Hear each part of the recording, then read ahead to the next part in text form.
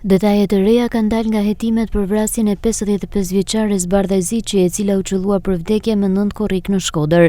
Sipas burimeve nga grupi hetimor, pista kryesore ku është përqendruar hetimi lidhet me xhelozinë mes bashkëshortëve. Kamerat e sigurisë të sekuestruara nga policia kanë dokumentuar momentet që i paraprin ngjarjes. Sipas hetimeve, pak para krimit, Shtjefën Ziçi ka kërkuar bashkëshortes telefonin celular, çka ka sjellë një debat mes tyre.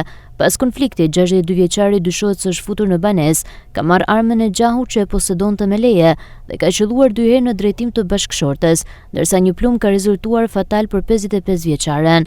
Ngjarja ndodhi në pragun e banesës së tyre, ndërsa bashkëshortja tentoi të largohej për të shpëtuar plumbave, por humbi jetën në vend. Burime pranë hetimit bëjnë me dije se në momentet e para pas arrestimit, autori i dyshuar u ka thënë efektive se nuk ishte penduar për atë që kishte bërë. Megjithatë, kjo nuk konsiderohet dëshmi zyrtare, pasi nuk është dhënë gjatë marrjes në pyetje sipas procedurave ligjore.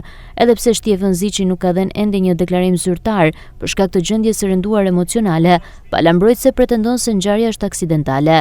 Krimi ndodhi rreth orës 13:30 të datës 9 korrik në unazën lindore të Shkodrës.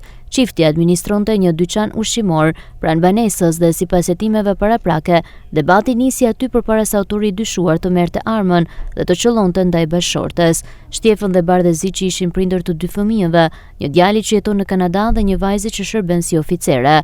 Sipas banorëve të zonës, ata njiheshin si njerëz të qetë dhe askush nuk kishte dieni për konflikte të mëparshme mes tyre. Pas ngjarjes, policia arrestoi në vend Shtjefën Ziçin, i cili nuk u largua dhe nuk bëri rezistencë.